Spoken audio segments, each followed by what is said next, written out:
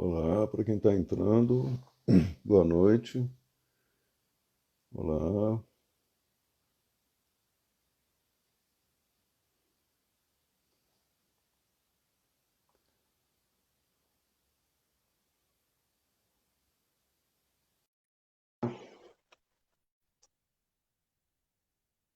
alô. Ah, você chegou. Boa noite. Boa noite, boa noite. Ívia, boa noite a todo mundo que está entrando. Francisco, Carlos Frederico, Tudo bem, Ricardo? Paulo Guedes, tudo bem?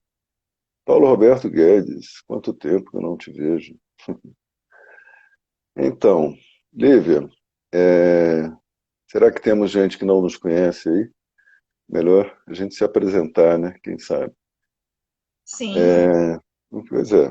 Então, eu sou Ricardo Teixeira, psicólogo, e temos aqui o nosso hábito de fazer essas lives de vez em quando, né? Boa noite, Sandra Lila. E estamos dando continuidade a mais uma. Eu sou terapeuta haitiano e a gente tem trabalhado bastante o tema da vergonha, desde uma visão haitiana, psicanalítica e etc., né? Junto com técnicas para trauma, como MDR. E estamos aí prontos para dar mais um passo na direção dessas questões polêmicas que nos cercam, né? Hoje vamos falar sobre machos frouxos. Você quer se apresentar, Lívia? Boa noite, para quem não me conhece, sou a Lívia, sou especialista em marketing digital, tenho uma comunidade no Facebook chamada Essencial Brasília, onde reúne terapeutas, psicólogos e demais profissionais dessa área aqui de Brasília. E no Eduolos é onde eu forneço mentorias, dicas de marketing, entre outras coisas. Muito bom. Pois é, né? Então, a gente começou aqui, a gente pode começar falando sobre a questão do título, né? Machos frouxos, né? Isso pode ser mal interpretado, então eu já vou esclarecer que é um Ah, termo que tem duplo sentido, né? Porque a ideia de ser macho, né, é a ideia de ser alguém forte, ser alguém rígido, né, que é enfrentador, etc., competitivo, né, não se deixa abater, é a imagem do guerreiro, né, de um guerreiro muito forte, né. Isso é a ideia do macho frouxo é a ideia do homem que não consegue se sustentar nessa rigidez, né, nessa masculinidade rígida, mas que também ainda não é um homem masculino propriamente dito. Né? Ele não completou o seu processo de individuação, como diria Jung, né? Ele não amadureceu ainda. Então, a nossa conversa hoje vai ser muito dirigida aos jovens, né? Então, a mães de jovens, a mulheres que se relacionam com homens jovens, e a gente vai tentar trazer algumas ideias aí que eu considero importantes, né, que possam ajudar os jovens a lidar com a questão da constituição da sua identidade. Né? Existe uma insegurança na figura masculina, né, que vem aí se apresentando cada vez mais e que muitos homens honestamente conseguem reconhecê-las, né? E que é diferente do ideal de homem que acaba sustentando essa masculinidade rígida, né? Eu vou fazer uma diferenciação entre hum, masculinidade rígida e masculinidade tóxica, né? Que é um termo que está se usando bastante. A masculinidade tóxica, eu diria que está aquém da masculinidade propriamente dita, né? A masculinidade tóxica é uma versão do machismo, né? Só que ela é tão comum, né, que acabou sendo incorporada, né? São atitudes consideradas por muita gente como sexistas, né, competitivas, individualistas. São homens que tratam a questão dos relacionamentos, principalmente com a mulher, através da dominação, né? Se sentem tão inseguros, né? Alguns são manipuladores, alguns são psicopatas, alguns são apenas rígidos cumpridores dos seus deveres, né? São homens que cumprem o seu papel. E em todos esses tipos, existem os tipos que são mais graves, né? Os alcoólatras crônicos, aquelas pessoas que estão sempre muito agressivas, né? Tem ciclos graves de adoecimento psicológico, né? É uma depressão cíclica, é uma agressão, uma agressividade, um mau humor. São casos que os psiquiatras classificam facilmente como transtornos de humor, né? E que sustentam a ideia de que ser homem é assim, né? Muitos jovens são filhos desses pais e eles não conseguem se identificar com isso, né? Eles não conseguem se sustentar nessa posição e alguns até são identificados e negam essa identificação. Não tiveram pais muito críticos, julgadores, pais rígidos, que eles combatem ou simplesmente se submetem, baixam a cabeça. Isso tem uma variação enorme no que tange à questão da classe social, né? Tem gente que você vai encontrar atitudes de homens, o machismo, a masculinidade tóxica, em diversas classes sociais se manifestando de formas muito distintas, né? Tem lugares tem sociedades em que os homens são empreendedores, são guerreiros, são empresários bem-sucedidos e tudo é sucesso, tudo é ganho, e na relação com as mulheres é terrível, né? Tem 4, 5 amantes, a esposa é maltratada, enfim, tem gente de tudo quanto é tipo. Quando você fala, por exemplo, de um sujeito do interior, de uma cidade onde ser homem é ser capaz de beber muito e não cair, né? Ou estar sempre mostrando, ostentando algum tipo de poder, né? São estruturas de personalidade que são muito identificadas com o poder. E o poder tem a ver com subjugar, né? Subjugar os outros homens, subjugar as mulheres, né? Subjugar as crianças. E isso é, sem dúvida, uma forma bastante limitada de se colocar no mundo, né? É bastante constrangedora, inclusive quando a gente considera que eu coloquei essa frase aí, né? O machismo é a vergonha da masculinidade, né? Quando um homem se sente realmente homem e vê o comportamento machista, né? Esse comportamento tóxico, agressivo, né? Cheio vamos dizer assim, venenos emocionais, né?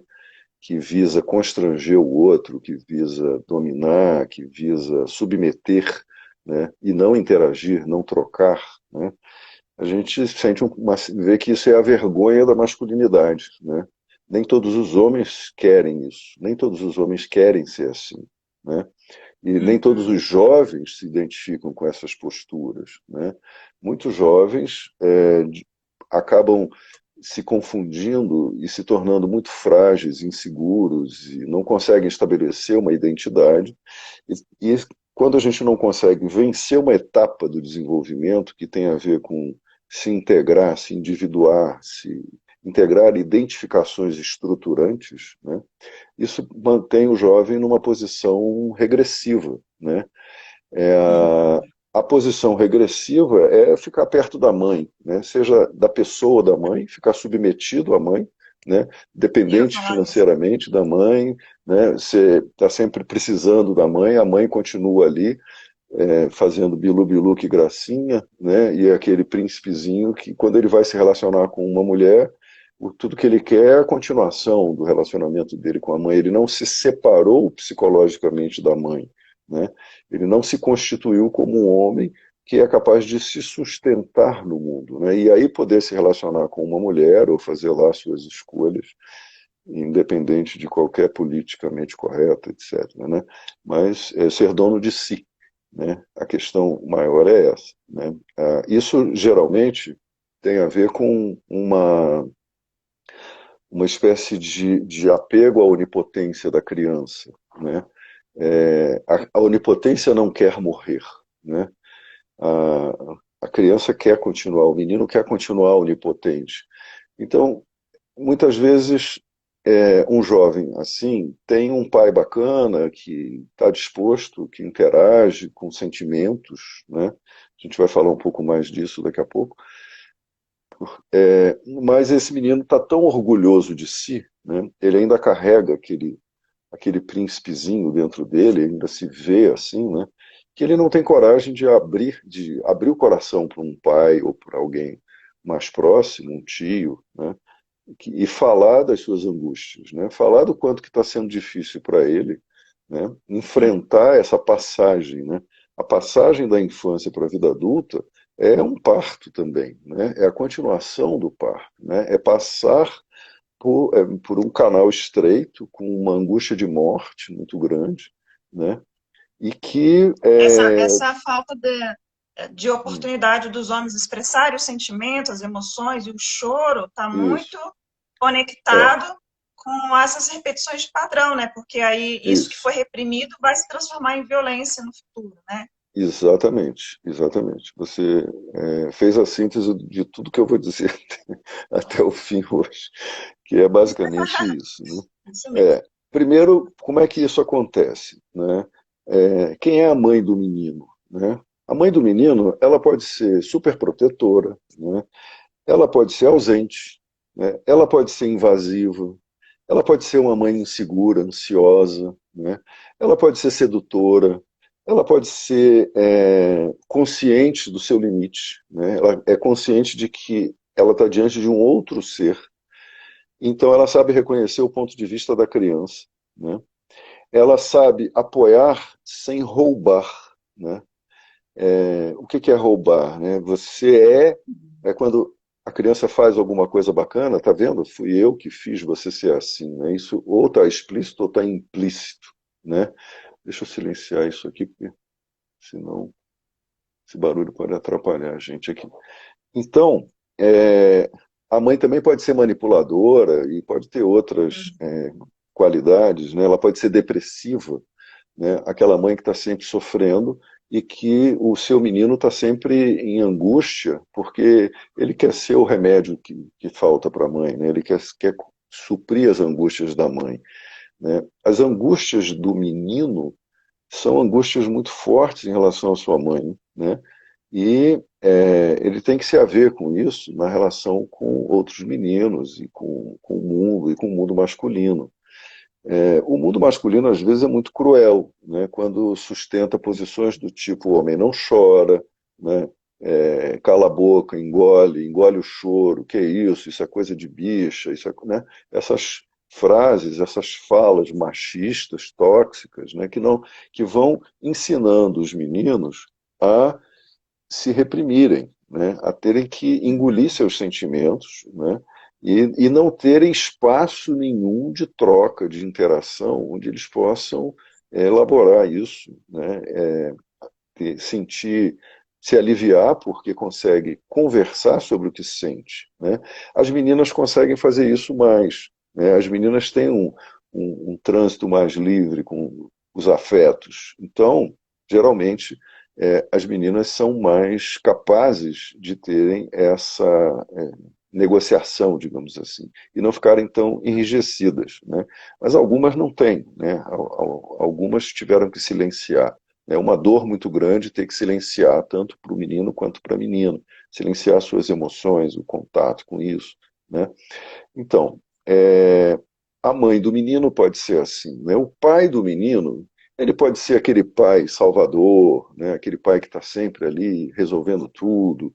Ele pode ser um pai superprotetor, né? Ele pode ser também um pai distante emocionalmente. Ele pode ser um pai ausente, depressivo. Ele pode ser um pai zero à esquerda, né? Eu já escutei essa expressão. Meu pai sempre foi um zero à esquerda na minha vida, não fez diferença nenhuma, tê-lo ou não tê-lo em casa ou na minha vida, nunca fez diferença, né? O Uhum. pai pode ser violento, né? Ele pode ser violento fisicamente, violento verbalmente, né? Pode ser um pai julgador, né? Pode ser crítico. Ele só consegue conversar, falar através de críticas e julgamentos. Ele não consegue entender as coisas ou trazer outra visão de mundo para esse filho, né? Ele também pode ser consciente da sua função de lei, né, de lei do mundo, transmissor da lei, né? Um pai que diz o que é certo e o que é errado, um pai que transmite a lei do mundo, e pode ser um pai alcoólatra também, né? E pode ser um pai que alcoólatra, que resume aí toda essa coisa caótica do alcoolismo, né? E que pode ser também um pai que apoia, mas não rouba, né? Não rouba para si, né? Os seus méritos são devidos a mim, se não fosse eu, você não seria quem você é, né? Aquelas coisas horríveis que às vezes são ditas para os filhos, né? que, que tem a ver com um nível de narcisismo dos pais que Uhum. não é capaz de reconhecer o outro, né? Geralmente a expressão narcisista ou narcisismo é usada quando se diz essa pessoa só olha para si, ela não vê os outros, né? Mas na verdade todos nós somos narcisistas em níveis distintos, né? Nós olhamos para nós mesmos e nos vemos diante do outro. O problema é que esse narcisismo pode ter níveis tóxicos. Então, tanto homens quanto mulheres podem estar presos num nível de narcisismo que não vê o outro, não enxerga o outro, né? E esse filho, estamos falando aqui do menino que vai entrar na adolescência, né? Ele pode nunca ter se sentido visto, reconhecido no seu ponto de vista, né? Nem pela mãe, nem pelo pai. Ou ele pode ter um sentimento de culpa muito grande porque ele recebeu tanto, né, foi tão cuidado, foi tratado com tanto carinho, né, e esperam que ele seja o filho que vai dar continuidade aos negócios do pai, ou que vai ser o filho que vai honrar o pai, que vai além do pai, né, que vai salvar os pais de uma aposentadoria que não tem a ver com uma aposentadoria pobre, né, coisas assim. Eu vi uma Uhum. mensagem que entrou aqui do Juarez, estava lendo aqui, né? O filho está casado com a mãe, Juarez? A gente pode falar sobre isso também. Eu falei no começo, né, que são os meninos que não conseguiram se separar das suas mães, né, estão atrelados a elas, Uhum. ou por um sentimento de culpa, ou por uma dependência velada, né? Às vezes é uma dependência em que o filho coloca a mãe no lugar de dependente, né, ou uma interdependência, né? Tem várias tramas psíquicas, psicológicas que prendem filhos a mães e que não deixam que esses filhos sintam que têm vida própria, né, que podem viver suas próprias vidas, né? E eles se atrelam a esses laços emocionais com seus pais, né? E não conseguem avançar, não conseguem viver suas próprias vidas, né? No consultório aparece muita gente assim, que está com a vida travada, porque está completamente atrelado nas questões dos pais, ou tomaram para si as angústias dos pais, né? E não conseguem Uhum. se ver de uma forma mais independente, mais livre, etc., né? Então, vamos falar um pouco da adolescência desse menino, né? A adolescência é adolecer, né? É adoecer, né? É uma doença, no sentido de que algo está morrendo, né? Tem ritos de passagem em tribos primitivas, né? Em que os meninos ficam com o corpo coberto de cinza, né? Ficam na caverna, vivendo aquele luto da infância, né? Vivendo aquela dor, né? Muitos fazem isso se cobrindo o rosto, né? São aqueles adolescentes que estão sempre escondidos, né? Estão com a cara da vergonha, né? A cara da inibição de ser ele mesmo, né? E é uma passagem, é um trânsito interno, né? Em que um momento de muita angústia, né? Muita insegurança, e muito, como a cultura é muito crítica, né? Todo mundo está sempre criticando alguém, né? É muito difícil ter acolhimento, empatia, esses jovens são muito exigidos, né? Você não arrumou seu quarto, você não, olha que bagunça, né? Ah, você não estuda, você não faz nada, tal, e eles vão se sentindo culpados e como se diz, essa relação crítica, agressiva, e que as mães começam a não suportar mais, né? Às vezes tem um homem dentro de casa, tem barba já, andando para lá e para cá, e se comportando como um menino que não quer fazer nada, não quer nem lavar os copos que suja, não quer ter responsabilidade. Então, é um momento difícil, muito difícil para ambos os lados, né? Para os adolescentes que estão passando por isso, né? E para essas mães e pais que muitas vezes começam a ficar desesperançosos, né? Mas existe até um mito, né? Que é o mito do Parsifal, que é a história é um mito que é explorado na psicologia junguiana, né? Do menino que sai de casa atrás dos cavaleiros, né, buscando a identidade masculina, buscando o Santo Graal, e ele vai vestido com as roupas é, que a mãe lhe fez para eles, né? E só que chega uma hora que ele vai encontrando os cavaleiros, vai vencendo batalhas, vence o cavaleiro que é ele tem uma luta que representa a luta contra o seu lado violento, a sua agressão, que é o Cavaleiro Vermelho, né? Então ele vence o Cavaleiro Vermelho. Isso quer dizer que ele integra a agressividade, né? Isso é muito importante, que o menino possa sair de uma reação violenta, né? E esses meninos que não conseguem é, integrar as responsabilidades com a sua própria existência, né? E, é, integrar a força para existir no mundo como um ser separado, independente, né? Esse menino, ele está sofrendo esse conflito, né? E muitas vezes ele regride, ele não vai à frente, né? O Fred botou aqui Percival, né? Eu já vi várias traduções, Parsifal, Percival. Cada livro coloca isso de um jeito, porque isso vem de várias traduções diferentes. Mas, então, esses mitos, né, falam dessa passagem, que vai chegar uma hora que esse menino ele vai ter que reconhecer que a mãe morreu, né? A mãe não a pessoa da mãe, mas a função, né? E ele está por conta própria, né? Ele tem que reconhecer que ele agora cuida dele mesmo, né? Então, ele vai poder interagir com a mãe dele desde um outro lugar, né? Desde um lugar de adulto, né? Nas tribos primitivas, depois que os meninos passam pelo rito de passagem, o homem mais velho da tribo traz ele de volta para a mãe e diz assim: esse é o guerreiro fulano de tal, alguns mudam de nome, né? Que era o seu filho. Então ele agora é um homem na comunidade, né? Então a ideia de que os homens são machos frouxos tem a ver com as dificuldades na constituição dessa identidade masculina, que significa uma integração da capacidade de amar com a sexualidade, né?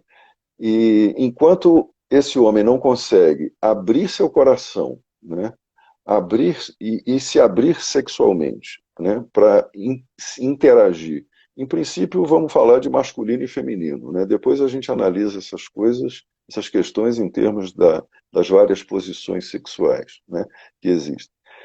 Então, esses meninos que não conseguem fazer essa passagem, né, porque estão presos ou num aspecto manipulador da mãe, ou num aspecto manipulador ou sedutor, ou em algum nível de conflito, né, esses meninos, eles estão regredidos, mas estão presos na onipotência, né? Eles se acham melhores do que todo mundo, né? São arrogantes ao extremo, né? E estão sempre exigindo coisas, estão sempre querendo mais, e nada do que se dá para esses meninos é suficiente, né? E muitos acabam entrando em depressão porque o que é a vida real, né? O que é viver nesse mundo? É travar batalhas e ter vitórias e fracassos, né? os meninos que são presos nessa trama, eles têm vergonha de chorar, né? Eles têm vergonha de não saber, eles têm vergonha de ainda não ter ou ainda não ser. Lívia, você falou alguma coisa, Lívia? É, Não, eu tô anotando aqui algumas perguntas Ah, para tá. depois a gente ver. Uhum. Então, Desculpa, pode continuar.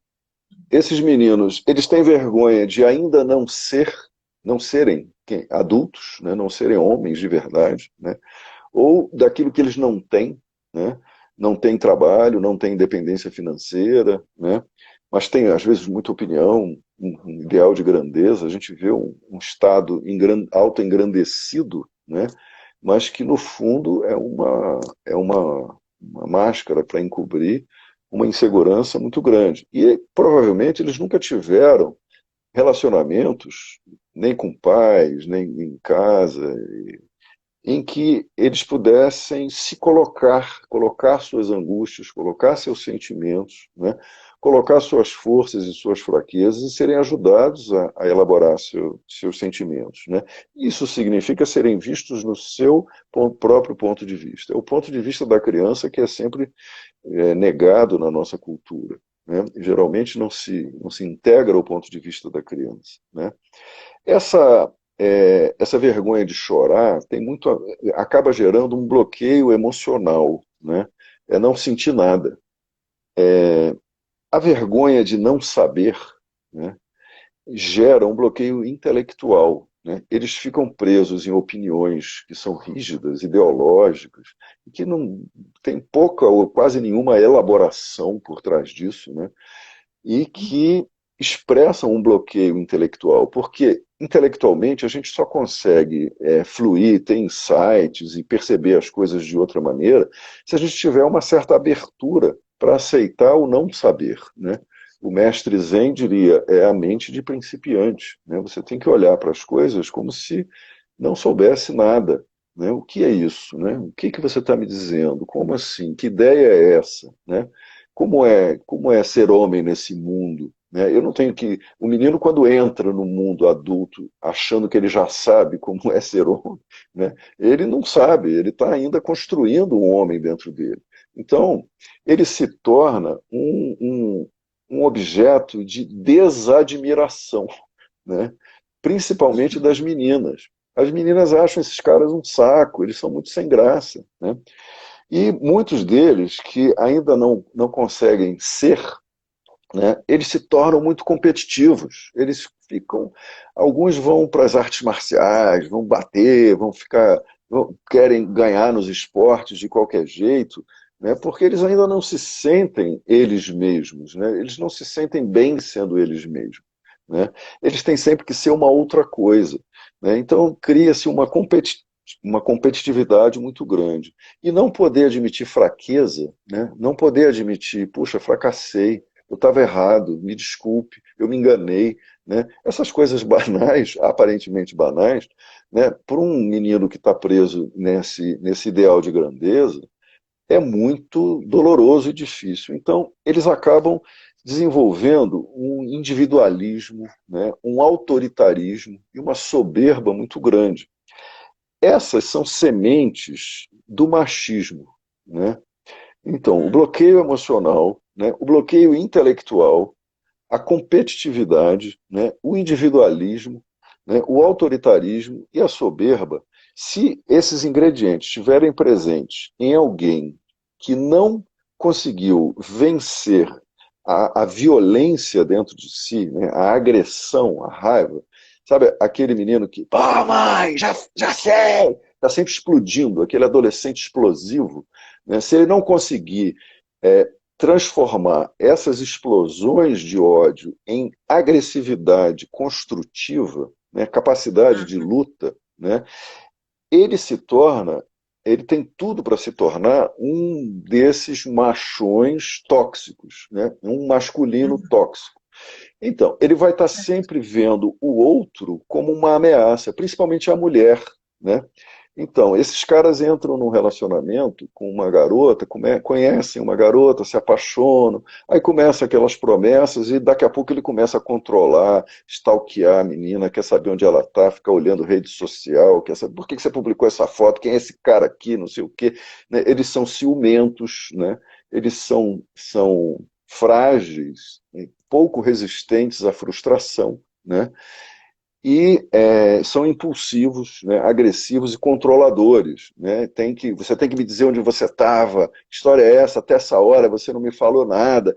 Então, essa necessidade de controlar, né, vem dessa insegurança, né, desse menino que perdeu muito terreno emocional, né, no passado, mas que não constituiu uma identidade minimamente segura de si. Né? Então a relação com a mulher acaba reproduzindo esse desejo de controle da mãe, né, que todo menino tem que abrir mão, né, tem que abdicar da mãe. Né? A mãe é alguém que tem que ir para o passado, né, não é mais o objeto das suas paixões. Né? Essa passagem gera, quando ela é frustrada, gera então esse ódio, né, uma vitimização profunda, né, tem traumas envolvidos nisso, né? A percepção do trauma é devastadora, né? Um ódio ao feminino, né? E um desejo de vingança. Então, com isso, você tem o machão típico, né? Que aí Isso, se identifica com os grupos de outros machões, né? Eles ficam ali fazendo como se fosse urrando, como se fossem tribos primitivas, né? E tratando a mulher sempre como algo secundário, como algo que está abaixo da sua grandeza. Né? Essa é a expressão mais tóxica do patriarcado, né? De séculos e séculos de patriarcado. Né? Que isso tudo é efeito de uma relação em que os homens foram se sentindo cada vez mais ameaçados pela mulher. Né? A mulher era sagrada, né? Ela tinha o poder de gerar filhos, ela tinha, e no matriarcado. Né? Essa passagem gerou um desejo muito forte, tem culturas em que a mulher é completamente anulada, né? E só o homem tem valor. Né? A mulher é um lixo, é um zero à esquerda. Né? Você ia comentar alguma coisa? O que você ia dizer? você falou aí da questão dessas questões adoecidas nesse homem machão, muito relacionado com a questão da mãe, né? Desde cedo, né? Sim. Uhum. Predominantemente essa problemática com a mãe É, ou com o ele pai não também? conseguiu estruturar uma identificação, ele não conseguiu se estruturar através de uma identificação com um pai flexível o bastante, né, para que ele se sinta bem sendo um homem que existe separadamente. Né? Muitos desses machões tiveram um pai ausente ou um pai tão agressivo quanto, né? São aquelas tribos, né? Eles formam tribos e às vezes os pais estão ali presentes. A questão é poder renunciar a essa posição psíquica frente à mãe e assumir uma posição de homem em relação à mulher, né? Que muitos não conseguem assumir que são homens e não aqueles imperadores, né? A síndrome do imperador, que é aquele que tem que botar a mulher para servi-lo, a mulher tem que estar ao seu dispor, entende? É nesse sentido que o menino não cresceu bastante, não virou um homem que se separou emocionalmente da mãe, né, psicologicamente, né, e se coloca diante da mulher num lugar mais maduro, né, num lugar em que ela não pode ela não pode ser uma escrava dele, uma escrava sexual, uma escrava doméstica, né? Ela tem que estar a serviço dele. Muitos relacionamentos assim, né, provocam um esfriamento, um distanciamento emocional entre eles, e eles ficam presos ao casamento, né, por uma questão de conveniência, de convenção, e aí cada um vai arranjar amante em outro lugar, vai procurar outro tipo de relacionamento, porque a relação amorosa não foi uma relação que amadureceu. Né? Ela não é uma relação de casal em que os dois podem viver sua capacidade de amar e desenvolver isso, né? O problema é que tudo que é baseado nessas idealizações, né, a idealização do que é ser homem, a idealização do que é ser mulher, acaba congelando as possibilidades, né? Acaba diminuindo as possibilidades daquilo que se experimenta nos relacionamentos, né? E o que se experimenta nos relacionamentos varia, né? Um dia um está mais forte, no outro o outro está mais forte, né? A governança da relação deve ser dada pela inteligência, pela afetividade, né? E pela energia sexual integrada ao coração, né? Isso está no plano do que bom que seria se fôssemos todos assim, né? É, Eu tenho uma dúvida, mas se você quiser falar disso rapidamente, para não atrapalhar o seu fale raciocínio, agora ou mas cale-se para sempre.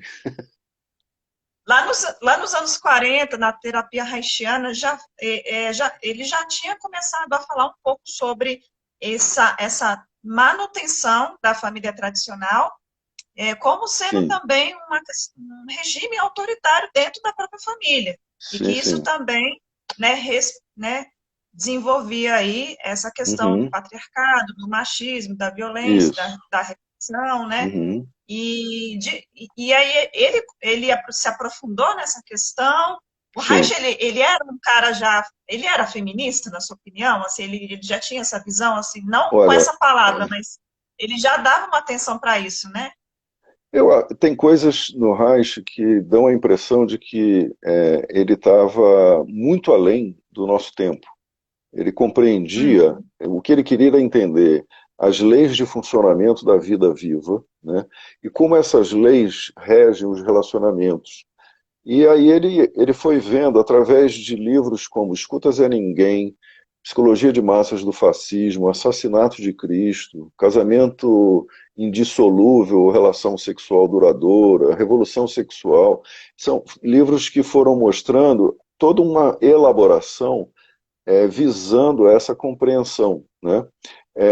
O Reich, quando ele fez a distinção entre o mundo encoraçado, né? Tudo isso que a gente está falando aqui, esse machismo tóxico, tudo é produto de um mundo encoraçado e Sim.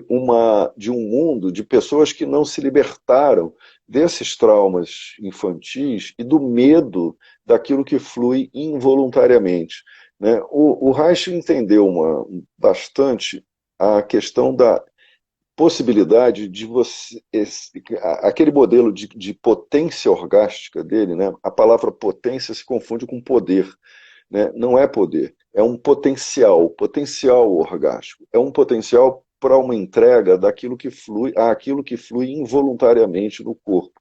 Então, nessa hora, ninguém está controlando nada, né? Essa seria a expressão máxima de entrega. Então, não tem nenhum macho se realizando, né? Sabe aquelas piadas que dizem, oh, eu fui um grande amante, eu sou um grande amante, você me, né? Não tem um ego se locupletando, né? Não tem um desempenho. Eu já falei, acho que eu falei alguma live dessas aqui, se não falei, vou falar pela primeira vez, que eu me preocupo muito com esses cursos de técnicas de desempenho, melhoria de desempenho sexual, né? Porque desempenho sexual, como assim desempenho sexual, né? A sexualidade brota, são sensações que brotam no corpo, é uma união que vai se dando através de leis próprias. O Reich entendeu isso. Então não tem ninguém preso a nenhum papel, né? Ninguém querendo espelhar no outro alguma imagem idealizada, né? Eu me lembro de uma cliente horrorizada porque ela viu que ela tinha ido para um motel com o marido e ela viu que ela deitada na cama e ele em cima dela olhando para o espelho, né? Ele transando com ela olhando para o espelho. E ela disse: será que ele é homossexual? Porque ele não estava comigo, né? Ele estava com a imagem dele no espelho, ele estava ali se, se exibindo, né? No mínimo, ele é um exibicionista dele mesmo, né? Ele está dizendo: será que eu tô... Quer dizer, tudo isso vem de uma profunda insegurança em confiar nos seus próprios sentimentos, né? Um homem que não está dividido em relação àquilo que ele parece ser, né? Ele está integrado naquilo que ele é, né? Ele confia no que ele sente, né? E a mulher também, né? Ninguém precisa estar funcionando no modo falso self, né? Então, desde os anos 40, 50, o Reich tinha visto todas essas posturas do caráter neurótico, né? A gente pode chamar assim, que são posturas que mostram a profunda dissociação interna, né? A falta dessa congruência entre sensação, sensação corporal, né? Que tem vários níveis de expressão, né? E aquilo que se expressa como comportamento, no caso sexual, né? Mas também tem a ver com o comportamento no relacionamento, né? Uhum. Enfim, Perfeito. isso. Respondi a sua pergunta? Respondeu. E como você falou também essa questão, né, desse adolescente e adoecido que vai para uma relação adoecida com outra mulher, é uma particularidade também do homem hétero, né? E aí tem outras Sim. particularidades que hoje também são discutidas, né, nesses grupos sobre masculinidade tóxica, sobre essa discussão, Uhum. que aí tem outras questões tóxicas relacionadas aos Sim. homossexuais, né? E aí Isso. isso vai se É. desdobrando. Mas, de Isso vai se fato, isso tem desdobrando. sido muito, né, isso Vai tem se sido muito desdobrando em discutido. vários níveis, né? Parece que É. muitas meninas estão tendo dificuldade de se interessar por meninos, né? E preferem se interessar por meninas. Isso a gente chama de homossexualidade reativa, né? Porque Uhum. os meninos estão muito sem graça, né? Eu não quero um macho que transa comigo como se fosse um ator pornô, né? Reproduzindo posturas de ator pornô, quer dizer, logo sem afeto, né? Sem conexão, né? As meninas acabam preferindo se relacionar com outras meninas porque estão então, nesse espelhamento, elas estão encontrando mais possibilidades de amor Uhum. de ter uma sexualidade amorosa, né? Do que com os meninos, né? Porque os meninos estão para lá de Marrakech em termos de fragilidade, de infantilidade, de falta de autoconfiança, porque isso é uma coisa que a cultura veio desconstruindo, né? A cultura veio desconstruindo as possibilidades de uma masculinidade em que o homem se sinta realmente potente, né? É, e esse A Cris falou machão, aqui, hum, ó, a Cris falou aqui, essa mãe superprotetora não revela um desejo, uma intenção de dar um olhar mais sensível também para esse filho, para ser um pouco diferente do pai de- fortão, para dar um equilíbrio? depende. Isso depende muito. Isso é muito Tudo diz, relativo. depende. Tudo depende, porque essa mãe superprotetora, ela pode não estar vendo esse filho como um outro ser, como um ser com vida própria. Ela quer ser a salvadora do pai machão, ou da ausência do pai, né? E ela acaba fazendo um investimento narcísico, ela está fazendo um investimento nela mesma, né? Através do filho, né?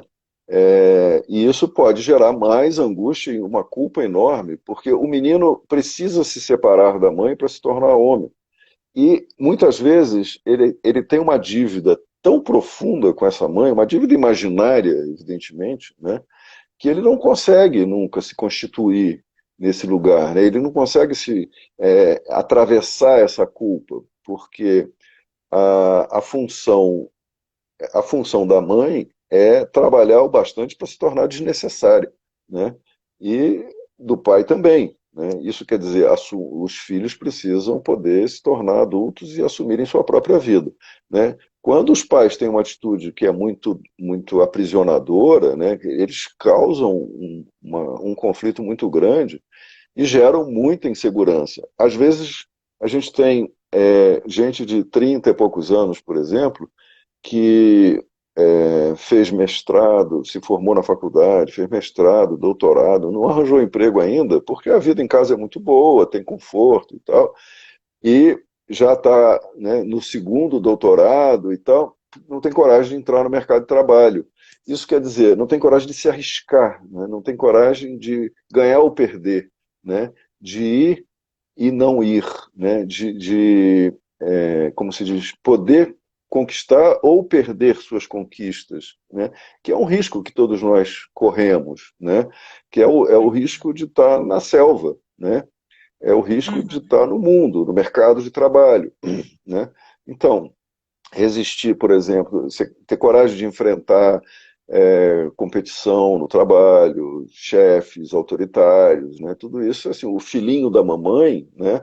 Não tem muito isso. Ele quer continuar recebendo as benesses dessa mãe superprotetora. Então é um perigo muito grande a ideia da mãe superprotetora, porque a mãe Uhum. superprotetora ela pode estar sendo uma mãe aprisionante para esse filho, né?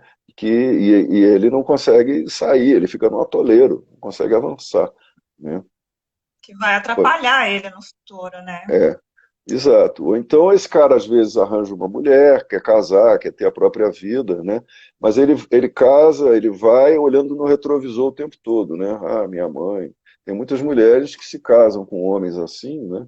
E reclamam muito que a mãe está sempre ali, né?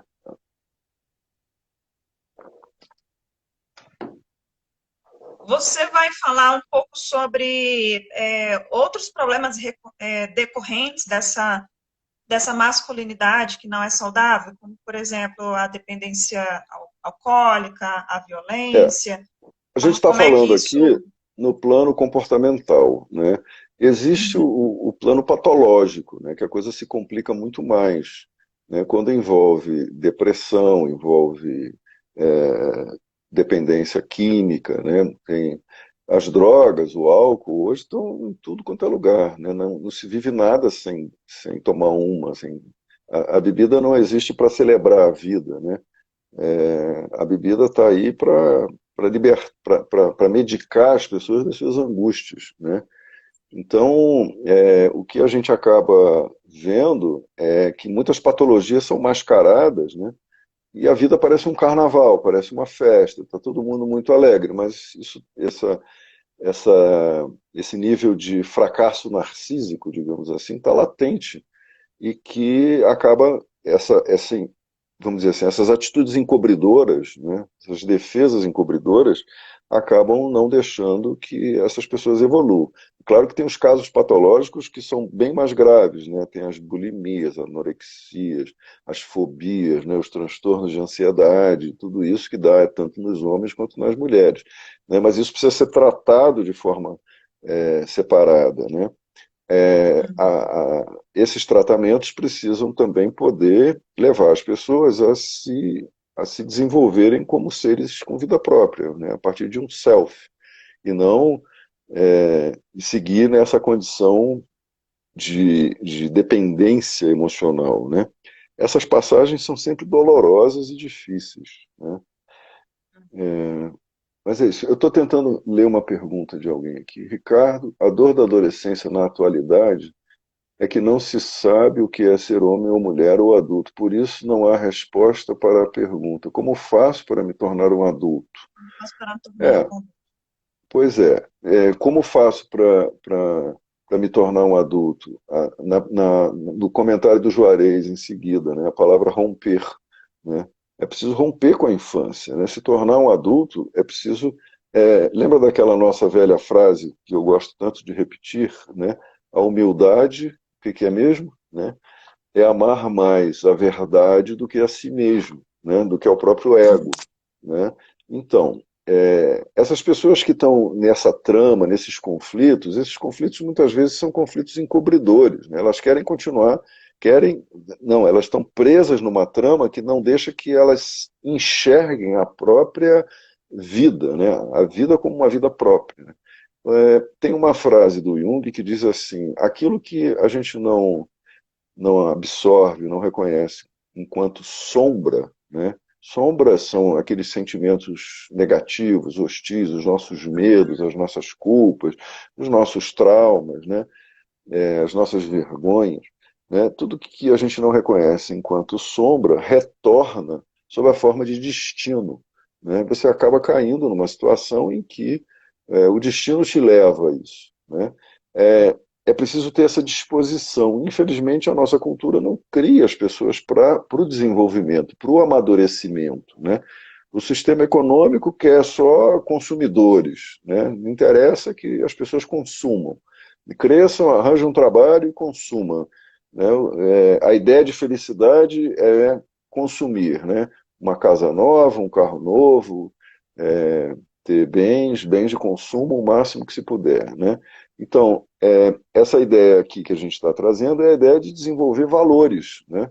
De se estruturar a partir de valores que falam de uma conexão com a vida, que evolui, que muda, né, que cresce, que é dinâmica, né, e que vai acompanhando o tempo da vida da pessoa, né? Então, uma coisa é ter 18 anos e precisar entrar numa universidade, entrar na vida adulta, conseguir um trabalho, né, dependendo do nível socioeconômico da família, né? Outra coisa é ter 30 e poucos anos e estar aí definindo se vai casar, se vai constituir família, né? Outra coisa é ter 40 anos e ver filhos crescendo, né, se estruturando. Outra coisa é ter 50 anos e ver que os filhos já estão adultos e ter como é que vai ser se preparar para a velhice. Quer dizer, cada década dessas, né, vai colocando a gente numa posição diferente, né? Então, o eu precisa se reposicionar, né? Ir se reposicionando sempre, né? A tendência a olhar criticamente para a própria vida, a se julgar, né? A ideia do julgamento é uma tendência muito forte nas pessoas que têm graus altos de vergonha, né? E elas não conseguem avançar no nível de profundidade que elas têm que acessar dentro de si, né? Seja através de uma análise, de uma terapia, seja através de leituras, de conversas com amigos, não importa, né? É um desejo de autoconhecimento, é um desejo de sair da manada, né? De sair da vida de manada, né? Geralmente esses jovens eles estão presos no discurso da sua época, né? O que está tudo bem, é assim mesmo, né? É assim que isso que acontece. Mas se esse discurso for tomado como uma verdade absoluta, né, esse crescimento vai estar sempre freado, né? Essas pessoas vão estar sempre restritas ao que a sua ideologia, a ideologia da sua época, lhe prende, né? Um amigo chamado Sérgio Veleda, eu mandei para ele o convite para a live, né? Ele viu o tema, que tema legal e tal. Muitos estão entre serem John Wayne ou estão voltando de Woodstock, né? Quer dizer, homens que ou tem que ser o cowboy tipo John Wayne representar, né? Ou então estão ainda querendo ser os hippies dos anos 60, né? E que são perdidos, confusos, enfim. É uma polaridade que não comporta as travessias que a vida nos coloca, né? Então, eu quero retomar o tema inicial, né, na questão do macho frouxo, né? É melhor que os machos sejam frouxos, porque a frouxidão mais flexibiliza, né?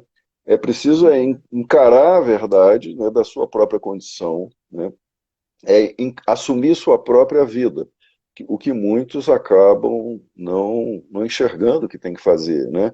Demoram a reconhecer que tem que, como no mito lá do Percival, como queiram os tradutores, né? Ele precisa admitir que ele tem que tirar a roupa que a mãe deu para ele e vestir a roupa de guerreiro, né? E vestir uma roupa de homem que vai poder, então, interagir num outro nível com a mulher, né? Não mais sendo esse ser tirânico, que é um bebê, né? E se tornando alguém mais flexível, né? Então, do machão tipo John Wayne, do cowboy, né? Que morreu de câncer de tanto fumar, né? Passando pelos heróis a quem aparentemente nada lhes falta, né? Como se eles fossem seres completos, né? Esses ideais fálicos, né? Eles estão caindo e muita gente está perdida, né? Perdida porque não consegue mais se identificar com nada que represente uma continuação, né? Uma continuação em termos do futuro. Então tem que olhar mais para si, isso é falta de vida interior, né? É falta de elaboração porque não está tudo no externo, né? A grande confusão, para muita gente, é que tudo tem que vir de fora. Né? Como vinha da mãe, tem que continuar vindo da sociedade, vindo dos outros, né? Vindo da imagem que eu produzo para o mundo. Né? Então, para os meninos, é importante saber que ser homem não é construir uma imagem para os outros, né? É construir uma conexão consigo mesmo, né? É construir Perfeito. uma coesão interna, né? Que vai ter uma expressão no mundo, sem dúvida, né? Nosso tempo está acabando, eu estou vendo perguntas aí. Você Tem consegue algumas ler essa? perguntas. É, E a violência doméstica do machão frouxo? Tem uma pergunta aqui do Tancredo.